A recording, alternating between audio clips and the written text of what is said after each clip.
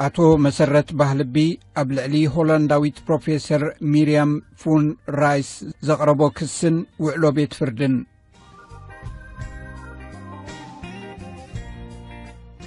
እዚ ጸብጻብ ብሆላንዳዊ ኤርትራዊ ጋዜጠኛ ሀብቶም ዮሐንስ ዝተዳለወ እዩ።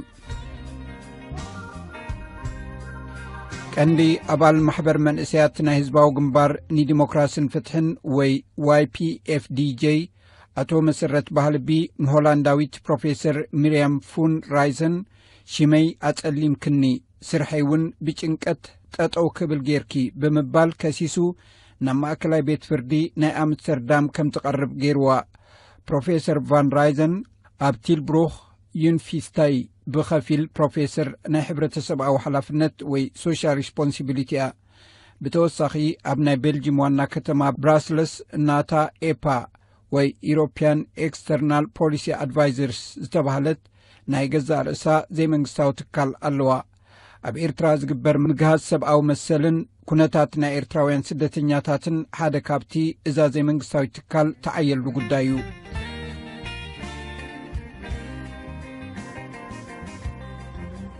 ኣብቲ ገለ 4 ሰዓት ዝወሰደ ናይ ከሳስን ተኸሳስን ምስማዕ ስነ ስርዓት አቶ መሰረት ባህልቢ ብጠባቅኡ አቶ ኹራይን ማይነን ተሰኒዩ ፕሮፈሶር ሚርያም ፉን ራይሰን ኣብ ዝሓለፈ ዓመት ኣብ ግንቦት 5 2015 ዝሃበቶ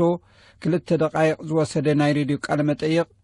ንናይ ሕግደፍ ናይ ስለላ ማዕከን ቀንዲ ሰራሕተኛ እዩ ብምባል ሽመይ ኣኽፊኣቶ ከም ሰዓቤኑ ከዓ ካብ ስራሕ ወፅኤ ዝሓለፈ ዓመት ብሓገዝ ካብ ኣዕሩኽተየ ዝነብር ነይረ ኢሉ ከሲሱ እዚ ስለ ዝኾነ ይብል ጠበቃ ናይ አቶ መሰረት ባህልቢ ፕሮፈሶር ሚርያም ፋን ራይሰን ኣብቲ ናይ BNR ሬድዮ መርበብ ሓበሬታ እቲ ዝበለቶ ሓቂ ከም ዘይኮነ ማዕረምታ ክትጽሕፍ ብተወሳኺ 25,000 ዩሮ ከዓ ካሕሳ ክትከፍሎ ነታ ፈራዲት ሓቲቱ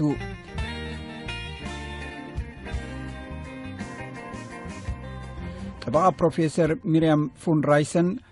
አቶ ፉን ፋን ደን ቢዘን ኣብቲ ዝተገብረ ናይ ሬድዮ ቃለ መጠይቕ ሽም አቶ መሰረት ባህልቢ ኣይተላዕለን ባዕልኡ ነዛ 2 ደቂቕ ዝወሰደት ኣብ ሓንቲ ሬድዮ ስቴሽን ዝተፈጸመት ቃለ መጠይቕ ናብ ኩሉ እናዘርግሐ ረኣዩ ፕሮፈሶር ሚርያም ቫን ራይሰን ብዛዕባ እያ ትዛረብ ዘላ ጽባሕ ንግሆ ከይደ ናብ ፖሊስ ኣመዝጊበ ክኸሳኤ እናበለ ዝዝርግሖ ስለዚ ሽሙ ዝኸፍአ ባዕሉ እምበር ፕሮፈሶር ሚርያም ቫን ራይሰን ኣይኮነትን ብተወሳኺ ኣብ ሆላንድ ነጻነት ናይ መጽሓፍን ምዝራብን ስለ ዘሎ ባዕሉ አቶ መሰረት ባህልቢ ከም ድላዩ ብዝተፈላለዩ ማዕከናት ክትዕ ስለ ዘካይድ ብናይ 2 ደቂቕ ዝኾና ርእይቶ ናይ ሓንቲ ምእንቲ መሰል ወዲ ሰብ እትጣበቕ ፕሮፈሶር ተተንኪፈ ክብል ኣየጥዕመሉን ኢሉ ኣስዒቡ ይብል ጠበቃ ናይ ፕሮፈሶር ራይሰን ማዕረምታ ዝበሃል ዘጽሕፍ የብላን እንተደለየት እውን እቲ ናይ BNR መርበብ ሓበሬታ ፕሮፈሶር ቫን ራይሰን ኣይኮነትን ትውንኖ እቲ 25,000 ዩሮ ካሕሳ ከዓ አቶ መሰረት ባህልቢ ብመሰረት ርእይቶን ትንተናን ናይ ፕሮፈሶር ቫን ራይሰን ካብ ስርሑ ከም ዝወፀ ፍጹም ርትዓዊ ዝኾነ ነገር የለን ኢሉ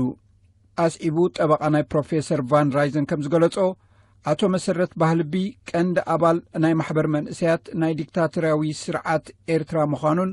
ኣብ ቦምበር ናይዛ ማሕበር እዚኣ ከም ዝነበረን ዝከሓድ ኣይኮነን የማነ ገብረአብ እቲ ዝለዓለ ኣማኻሪ ናይ ኢሳያስ አፈወርቅን ሓላፊ ጉዳያት ናይ ሕግደፍን እዩ ዳርጋ ኣብ ኩሉ ኣኼባታት ናይ ማሕበር መንእሰያት ሕግደፍ የማነ ገብረአብን መሰረት ባህልብን ብሓንሳብ ኣለዉ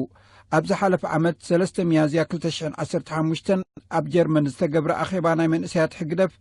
አቶ የማነ ገብረአብን አቶ መሰረት ባህልብን ተረኺቦም ነይሮም ከም ዝበዝሐ ግዜ ድማ የማነ ገብረአብ እዩ ነቲ ኣኼባ ዝኸፍቶ ኢሉ መንእሰያት ኤርትራ ሕግደፍ ስለ ዝኾነ ይብል ጠበቃ ፕሮፈሶር ቫን ራይሰን ዝተፈላለዩ መሰኻኽር ከም ዝምስክርዎ መንእሰይ ሕግደፍ ወይ YPFDJ ካብ ሕግደፍ ዝተፈለየ ናይ ባህሊ ማሕበር ዘይኮነስ ኣካል ናይ ሕግደፍ እዩ ብሕግደፍ ከዓ እዩ ዝመሓደር ኢሉ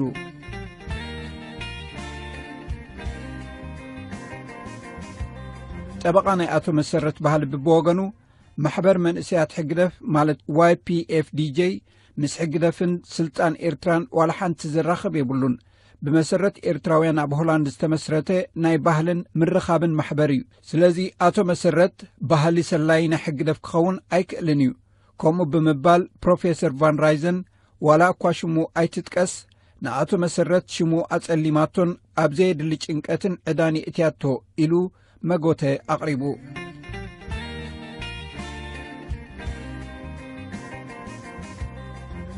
تافراديت نأتو مسرت بحلبن نبروفيسور فان رايزنن عدل دحر مهب وسانيا نقلت 10 تلكاتيت بفاكس كم اتحبروم ني كساسن تخصاصن تعذابن ناي زينا معكناتن أفليتا اتقدرش ببزحات دقفت منغستن تقاومتن إرترا سقاب عنقرو ملي نيرو بتوصخي بزحات ناي زينا معكنات نيرن نمشيتو اتنقند هولاند ناي زينا معكنات نزقو دايزي أقالبو هبنالو اتي أب إرترا زلو ملاخي سرعات أب هولاندون كي ترفى نزوقسو كم زفرارهن كم زشقرن كحبرا أمسين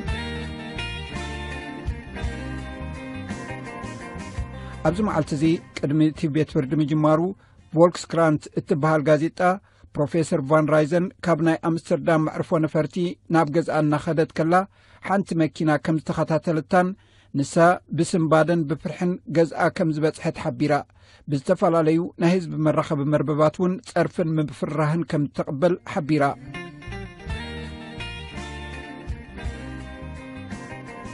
بروفيسور فان رايزن أبتي نايكل تدقى ناي راديو كلمة أيق توسخر إيتوهيبا أبوان وورلد زتبهالي متيهت زوات أكم زغلصو نمس حق دف ركب زلوم ترغمتي نحدشت زموتو سدتنياتات إرتراوين زملكت صحفيات هب نيرا أب هولاند بزحت إرتراوين سدتنياتات مسأتو أتو مسرت بحلبن بصوتن نناب هولاند ميديا اناخدو زوم زموتو زلو سدتنياتات ناي قطبا سدتنياتات انبر ناي سبعو مسل جهسات أب إرترا زواردوم أيكونن نحنا خا مس منغستي ولا حن تركب يبلنان انابلو يحبرو نيرم كني لنجن استفالاليا هولاند ناي زينا معكنات نزقو دايزي أقالي صنعو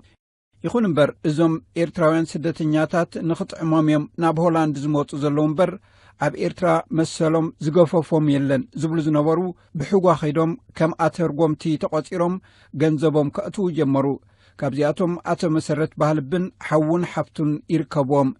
ازي بناي هولاند زينا معكن بوان وورلد استبهال متيت مستقلصه ازوم سلست احواتن كالوت مس حق دف كونه منسيات حق دف سرحو استرغومتي كاب سراح وصيوم يركبو ازي طبقه ناتو مسرت بحلبي طبقه حفتن حون مسرت بحلبون ايو مسرت بتوساخي نوان وورلد سانه ترلينغن اون كسي ادال يركب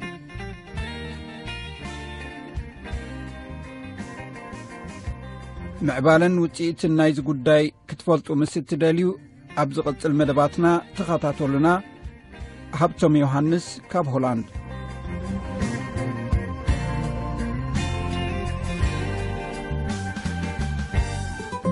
زي تسمعوا زلكم مدى بوانقات كرناز فنو راديو SBS